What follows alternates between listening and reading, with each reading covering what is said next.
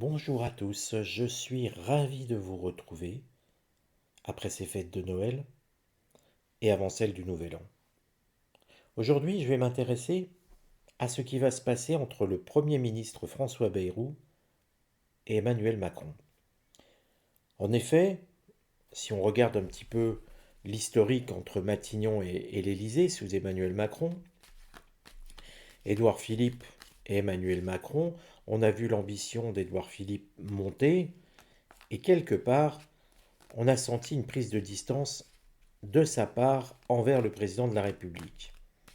Jean Castex est un cas un petit peu à part, il n'avait pas de grande ambition, et puis c'est un homme qui, sur l'échiquier politique, ne représente rien, si vous voulez, de particulier. Avec Gabriel Attal, qu'on aurait pu considérer comme le jeune poulain d'Emmanuel Macron, eh bien, on sent l'ambition qui est née. Et cette ambition a montré de la distance entre les deux hommes. Pire encore, Gabriel Attal, je ne dirais pas qu'il déteste Emmanuel Macron, mais en tout cas l'entente n'est plus du tout cordiale. Il y a quand même des griefs de sa part envers le président de la République. Ce qu'on va regarder ensemble, c'est comment vont évoluer les relations entre François Bayrou et donc Emmanuel Macron. François Bayrou qui est quand même un soutien de la première heure. Il a été nommé commissaire au plan, on attend toujours quelques plans, mais bon. On sent bien qu'il y a une connivence entre les deux personnages, et pourtant, on pourrait se dire, est-ce que finalement l'entente entre les deux hommes pourrait continuer jusqu'en 2027? Rien ne dit le contraire, mais rien ne dit non plus que l'entente va perdurer sur le temps. Et quelles seraient les conséquences?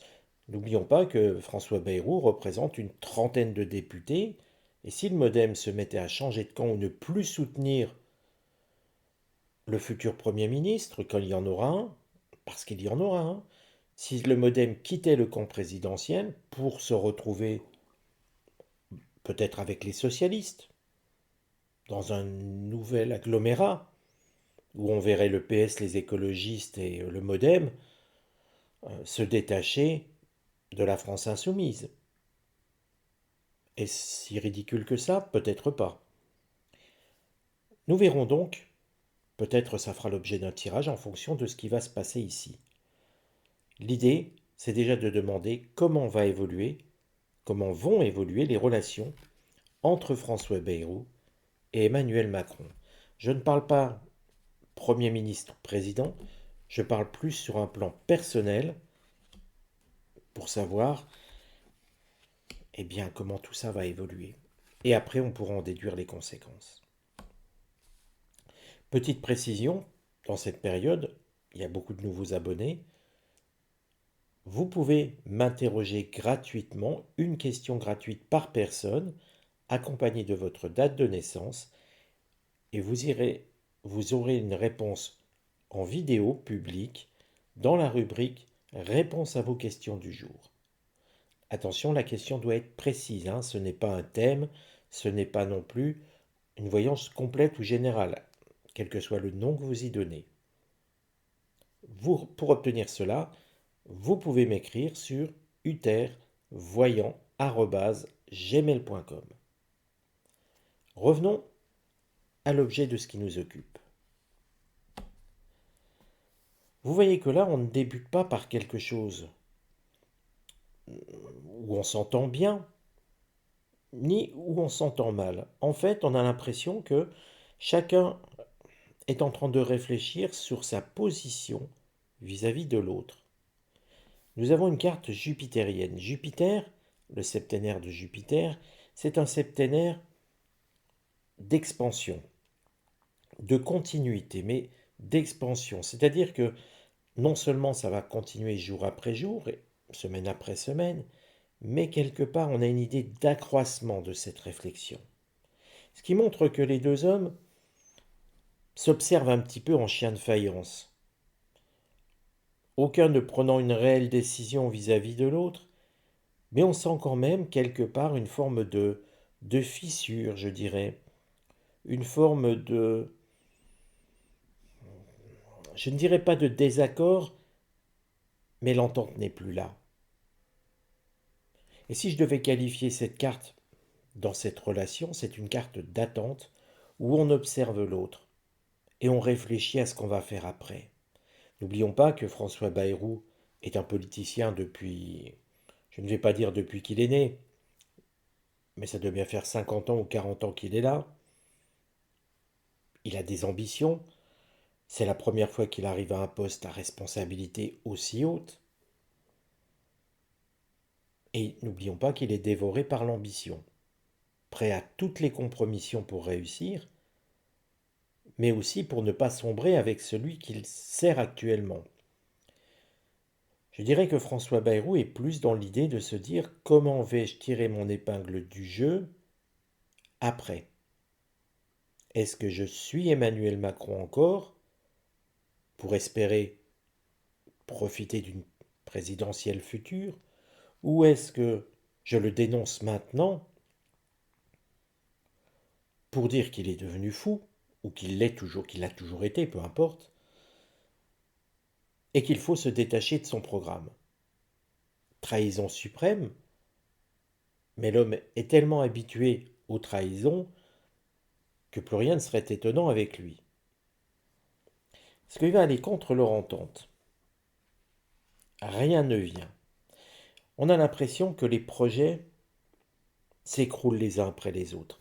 C'est la carte de la nativité, donc la nativité c'est le commencement des projets, je vous la montre de près.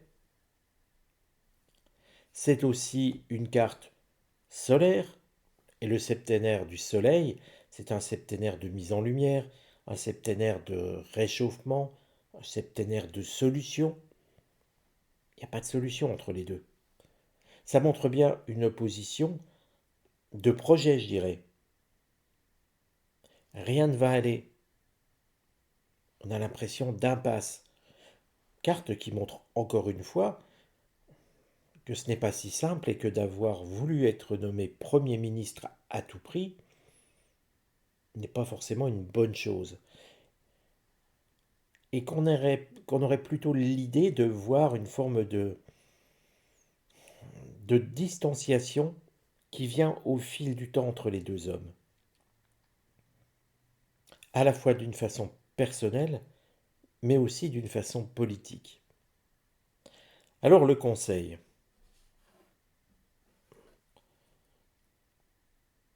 Je vous la montre, hein.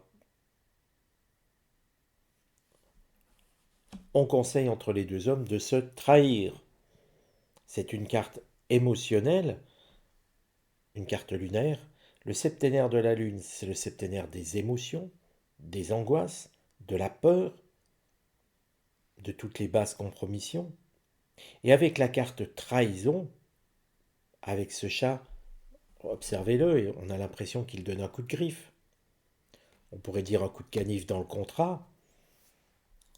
C'est un conseil, hein, c'est l'oracle qui le dit, mais il conseille à chacun de ces deux hommes de prendre de la distance, voire même de trahir l'autre, tout simplement dans l'esprit de dire le premier qui trahira l'autre aura un ascendant sur la dite personne. Connaissant les personnages, on peut se dire que Bayrou sera vraisemblablement le premier à trahir Emmanuel Macron, à le dénoncer publiquement, à se mettre dans la critique vis-à-vis de lui, ceci afin d'être le premier à dénoncer ce qui ne va pas, ou en tout cas avoir le sentiment de dénoncer ce qui ne va pas, tout simplement avant qu'Emmanuel Macron ne le fasse lui-même. Mais ça, c'est une carte de conseil, et les protagonistes ne sont pas obligés de suivre le conseil.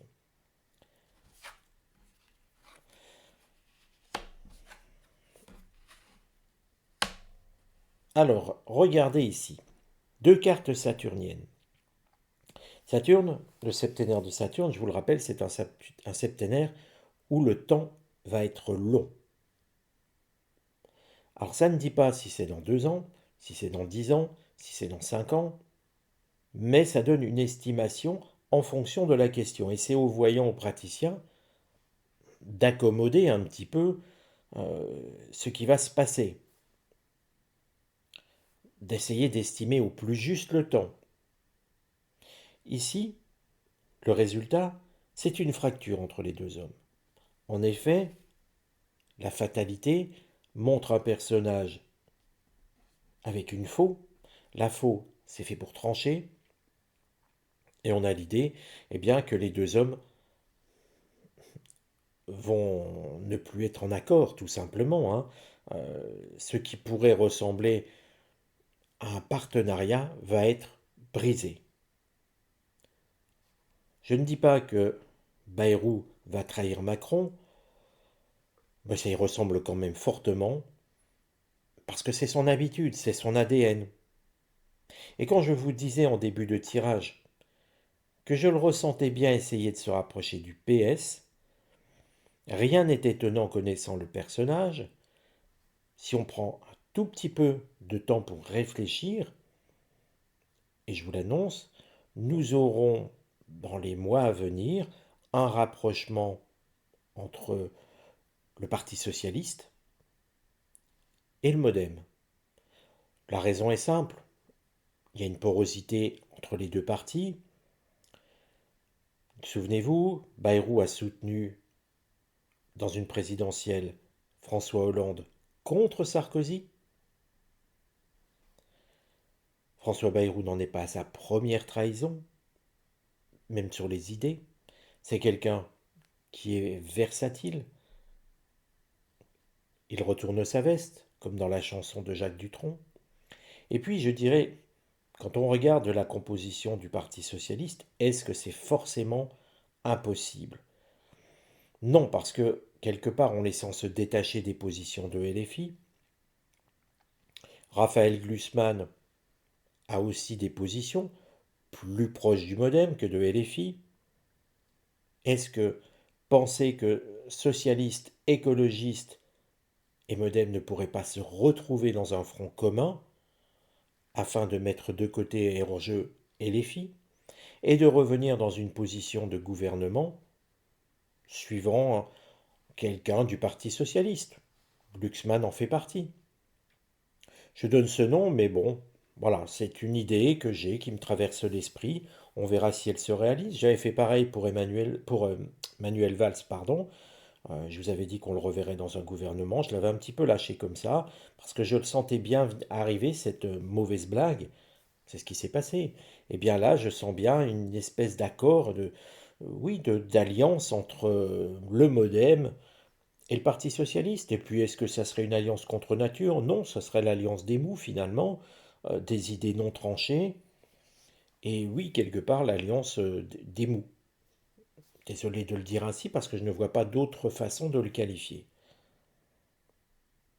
Alliance des mous qui visiblement arriverait à créer un point de bascule au sein des macronistes. N'oubliez pas, je vous ai dit, la Macronie explosera. Et chacun des membres de la Macronie va essayer de voir un petit peu où aller pour son propre avenir. Certains iront à droite, se rapprochant des LR, LR qui sont quand même bien mal en point, et puis d'autres iront à gauche en se disant, là les socialistes vont pouvoir peut-être revenir, c'est la social-démocratie, hein, c'est le centre-gauche, si vous voulez. Donc, quelque part, on sent bien que tout ça nous emmène vers une autre position. Et puis bon, il n'y a pas de doute, hein, ça va se trancher entre les deux personnages. Simplement, il y aura une espèce de rabibochage sur le temps. Là, nous pouvons estimer un temps entre la fracture entre les deux sur 2025, bien sûr. Moi, je dirais dans les 6 premiers mois de 2025. N'oublions pas que Bayrou avait déjà dit que Macron était... Alors, je ne l'avais pas dit comme ça, hein, mais qu'il avait été idiot de faire une dissolution. Même si ce n'était pas les mots de Bayrou, on sent bien qu'il l'a pensé fortement.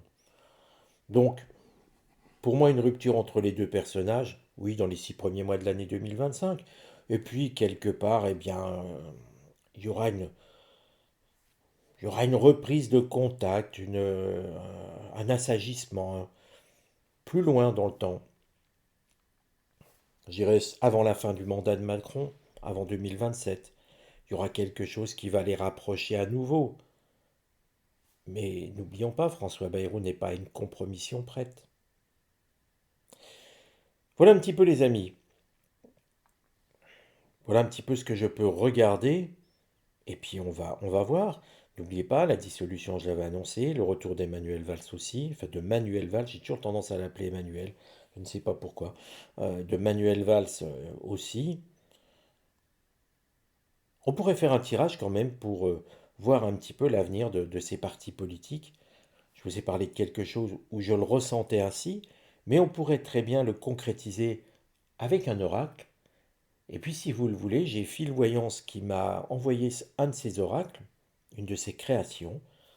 Eh bien, je vous propose bien, de regarder si finalement, avec les cartes de Phil Voyance, dès demain, dans la prochaine vidéo, nous pourrions mettre en évidence l'échiquier des partis politiques, qui va se rapprocher de qui. Je pense que ça sera intéressant pour voir un petit peu comment ce mandat de Macron va finir un petit peu. Prenez soin de vous, à très vite.